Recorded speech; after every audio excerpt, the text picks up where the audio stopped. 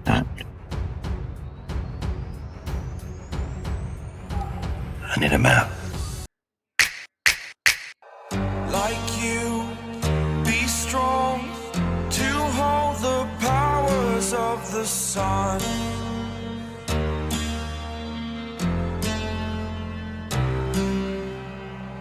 It is the world that has been pulled over your eyes to blind you from the truth. I show you how deep the rabbit hole goes. All I'm offering is the truth, nothing more.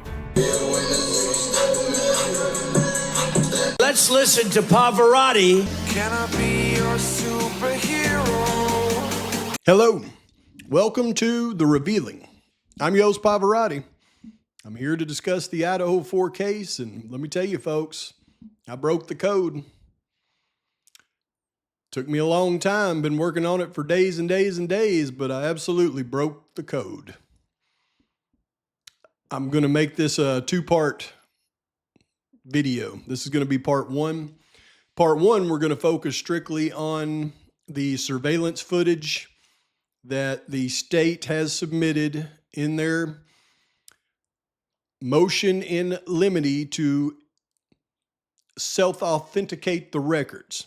So what happens in this particular motion by the state is they list everything that can be self, in their perspective anyways, it can be self-authenticated, meaning bank records, surveillance video from businesses, and some other things. Now, in this, it's very telling, especially when it comes to the surveillance videos. And the only thing that we're not going to see in this list of surveillance videos is going to be like the residential cameras, like the 1112 King Road camera, the Indian Hills camera, the 1125 Ridge Road camera. We're not going to see that listed in these documents because those are not able to be self-authenticated because they're residential cameras.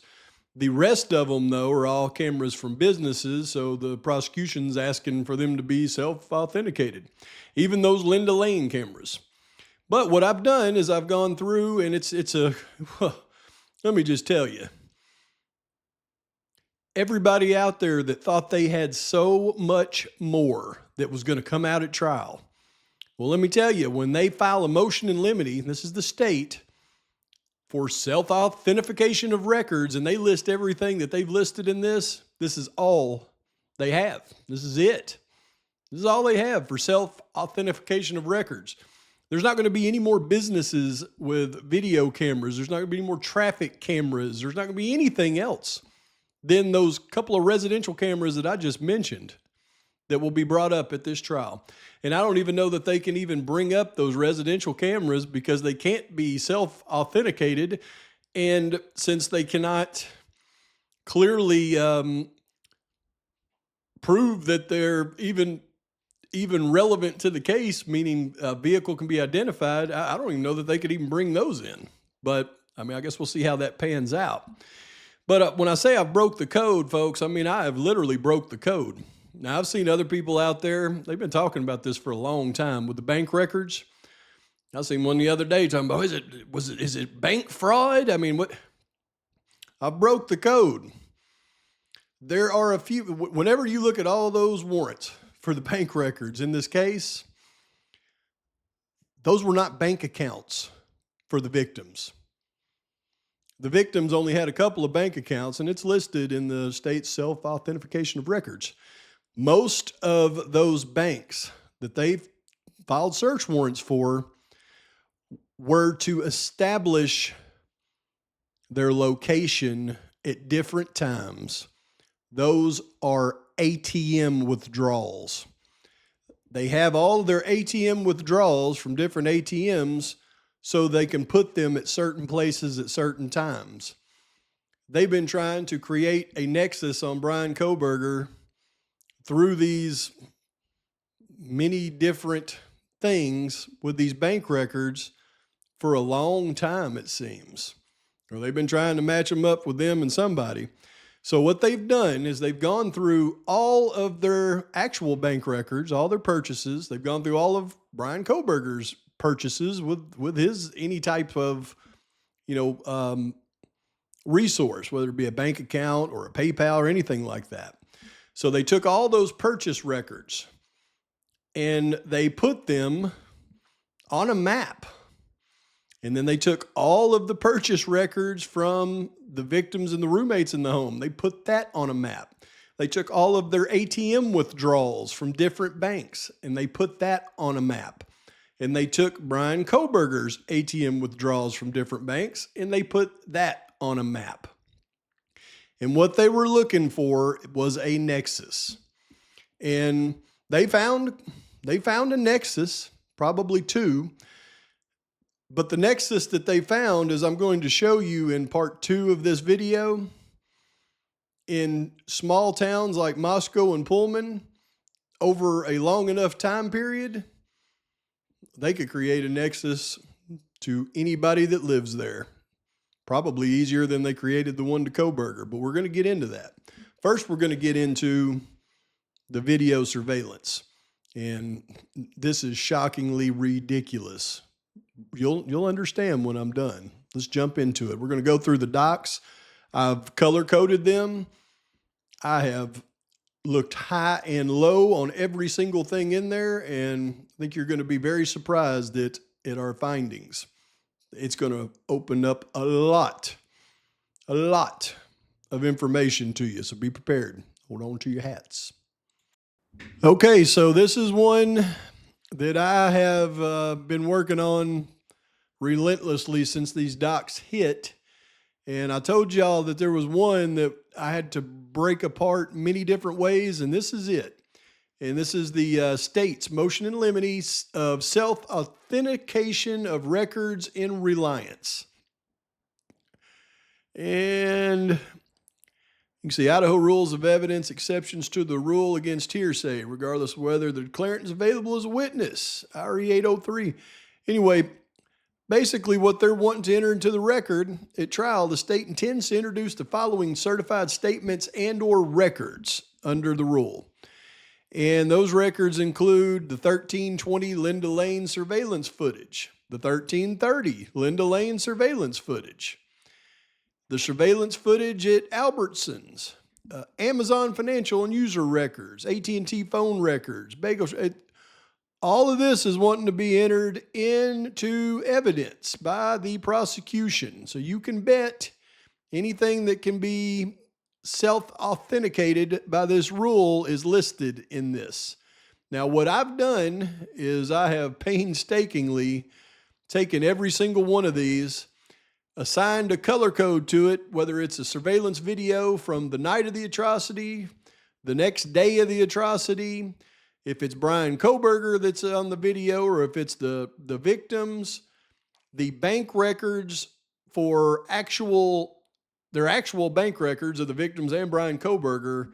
And then I've separated everything out based on purchasing records from stores and withdrawals from ATM machines, put it all on a map and figured out what their entire case is.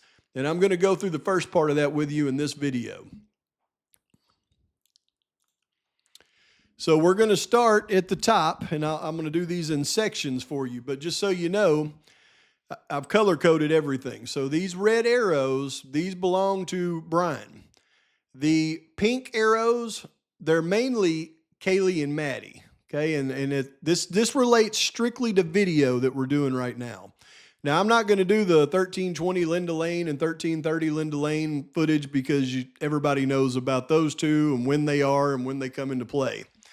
Now, the first thing we'll look at, though, is it says Albertsons, Clarkston, Washington, video surveillance and business records for November 13th, 2022. So obviously, when it says video surveillance and business records, that means there's video of Bryan going into the store, and business records means he actually made a purchase.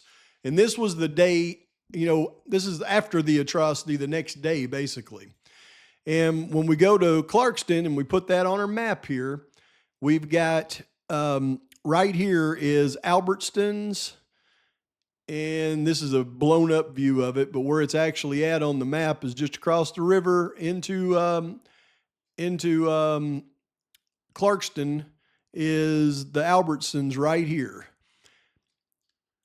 Now, we'll go down here to the bottom and we'll also see Costco, Clarkston, Washington, just surveillance video. So you didn't actually go in and purchase anything at Costco, just they got surveillance video of him. And we knew this. This is all back PCA stuff. But here is the Albertsons, here's the Costco right behind him. So this is where they locate on the map right here. Albertsons, Costco. We know he went in Albertsons, purchased something. And then he drove down around here to Kate's Cup of Joe, where they actually caught him on another video. And I mean, all he's doing is going and buying something at the grocery store, then getting a cup of coffee. But they're making it, seem like a big deal in this video surveillance footage. Now, next one we're going to look at is the pink arrows. And that's the bagel shop video surveillance footage for November 13th, 2022. It's important for me to go through these because I know everybody out there is going to get this messed up, and especially the guilters. They're going to say, oh, we got more video for Bryan Kohberger on the night of the atrocity. And that is this right here is a bagel shop video for November 13th. Let me show you. Here is the bagel shop right here. This bagel shop captured video. By the way, they're only open from 7 to 3, so nobody's in there purchasing anything. At the time of the morning, they're capturing things on this video. But this bagel shop is located on Main Street in Moscow, going south right here. And if you really start to look at this, as I'm going to show you soon, the grub truck is actually right here. The corner club is up here. So this is video of Maddie and Kaylee walking from the corner club past this little bagel shop to the grub truck. That's all that is. Has nothing to do with Bryan Kohberger. Next, we have there another video. They got Kohberger on Cafe Artista. They got him. Wrong again. This is just another video capturing Maddie and Kaylee walking from the corner club to the grub truck. And you can see here is Cafe Artista right here on the corner, right next to the Mad Greek, by the way. But where it's located on the map, you see here is the bagel shop. Right across the street is this Cafe Artista. So both of those are right on the way from the grub truck to the corner club. So it's just capturing Maddie and Kaylee that night. It's just going to be a record of that. Next, we got corner club video surveillance. Corner club financial transaction receipts. So these are financial transaction receipts of Kaylee and Maddie purchasing things at the corner club. And the video surveillance of them in the corner club is all this is. Nothing to do with Bryan Kohberger. And when we go up here to the corner club, here's the picture of the corner club. And here's where it's located on the map right here. And you can see when you walk out of the corner club and you go to Main Street and you just walk about 2-3 blocks, and then you've got the artisan sandwich shop and you got the bagel shop right here. Then you've got the grub truck where it was parked down here. So corner club, grub truck, those businesses videos are just in between those two. Nothing to do with Bryan Kohberger. Now, when you plug that on the big map, here's Moscow. Up here is the corner club. Down here is here's the artisan sandwich shop. Here's the bagel shop. Then the grub truck would be right here. I'm just trying to make sure everybody has a clear understanding of what these videos are. Have nothing to do with Bryan Kohberger. Strangely, not much does in this case. Next, we're going to go through, and again, we're just looking for the red arrows and the pink arrows right now because that represents video surveillance. Now, here's one, Farmers Insurance surveillance video for November 13th. Oh, they got another video to get Kohberger. This is another video that captures Maddie and Kaylee walking from the corner club down to the grub truck. Wrong one. Let's see, where is it at? Here it is. Okay, this is the Farmers Insurance building right here that's captured that footage. And when you look at it on the map, you can see it's actually just across the street from the sandwich shop on the same road. So they come out of the corner club, they walk down here, they're caught on video by this Farmers Insurance, then the sandwich shop, then the bagel shop, then the bagel shop, then the grub truck right here. Nothing to do with Bryan Kohberger either. Let's see here. E&S Services, 1300 Johnson Avenue in Pullman. This one is one that actually caught Bryan Kohberger's car that night for sure. And that is this right here. This is E&S Services. Here's the little camera I've pointed to on the side of the building. And this is a place that caught Bryan as he came back from Wawa Park, coming up 1300 Johnson, right before he turned on to Bishop Boulevard. So you can see where it's located on the map right here. Coming up, then you hit Bishop, then you go on up. So this is just the video that caught him at 525 coming back from Wawa Park. This is the kind of stuff they're going to try to use against him at trial. Nothing new.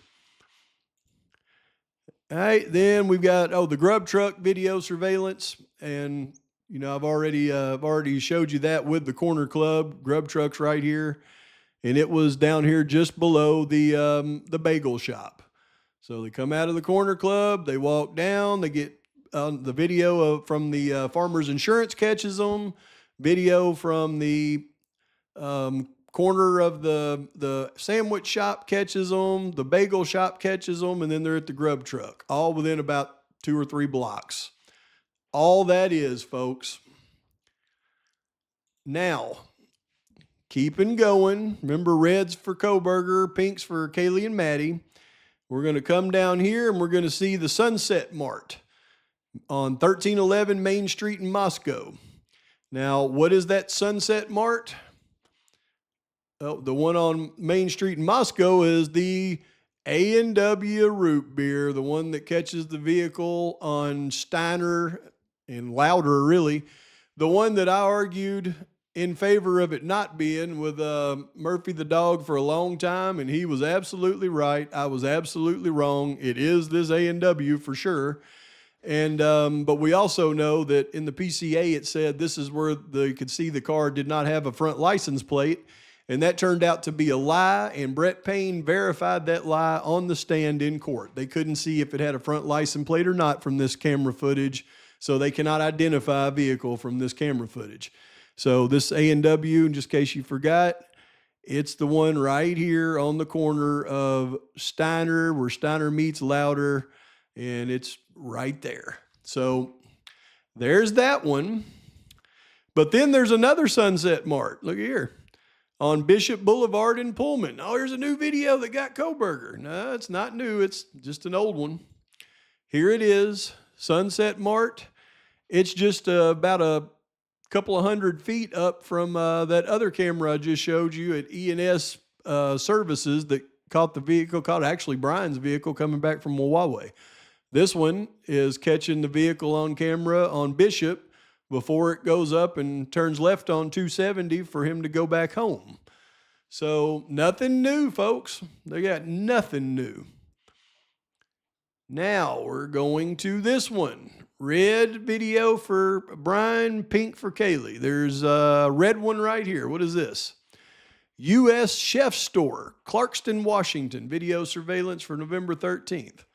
Oh, what is U.S. Chef Store? That's something new? Nope. That turns out it's not. Here's the U.S. Chef Store. Here's Kate's Cup of Joe that we've heard about forever. The video just caught Kohberger going to Kate's Cup of Joe right here. And right here, if you're curious where this is on the map, it's right here, just around the corner from the Costco and the Albertsons. Nothing new, same old stuff we've known about forever. And then the last one, as far as the video goes, is Washington State University video surveillance for November 13th. This is all the video surveillance from Washington State University. So all the videos basically that caught Kohberger coming back from Wawa Park. So when we look at the videos that they have now, here's the incriminating videos. He's got all these videos right here when he comes back from Wawa that catch him here, here, and then in his house. So you can just follow his line when he came back home. They've got nothing going out. Then over here, all they've got is the video that they can't really see what it is on at the A&W root beer. and this strange video at Floyd Cannabis shop that the defense has already said there's no way that's Bryan Kohberger's car caught on video at Floyd Cannabis shop. So you would think they would have a bunch of other videos that, would have caught him, but they don't have any. The only other videos they have are the ones we know about. 1112 King Road that you can't identify anything. Indian Hills that you can't identify anything. And 1125 Ridge Road where you can identify a 2011 to 2013 Hyundai Elantra. All this stuff about they got all this extra evidence when they get to trial, folks, they don't have anything else. That's what you're going to find. They have nothing else. And I'm going to show you in part 2 of this video that they have worked themselves to death to just create some BS and make it look like a nexus. It is unbelievable. This is the final locations of the videos that I showed you. Here's the corner club right here. Kaylee Maddie left the corner club, walked down Main Street, were caught on camera by the Farmers Insurance store, then by the sandwich shop on the corner, then by the bagel shop, then at the grub truck. That's all these videos are. They have absolutely nothing to do with Bryan Kohberger. Okay, so that's part 1. I wanted to get that one out of the way because I know people were going to dive into that and go, well, look at all this new video footage that they caught Kohberger on. Now, they don't have him on any new video footage. There is not one video in that list that the state submitted that we did not already know of. And that should tell you that there is no more evidence in this case. And I can attest that there isn't any more evidence in this case. What they're going to do is they're going to take his purchase history from Amazon. And he didn't buy any knives off Amazon, but they're going to go through and look at his click activity and try to show a pattern. Then they're going to go through, and I caught this from Steve G's interview he did the other day.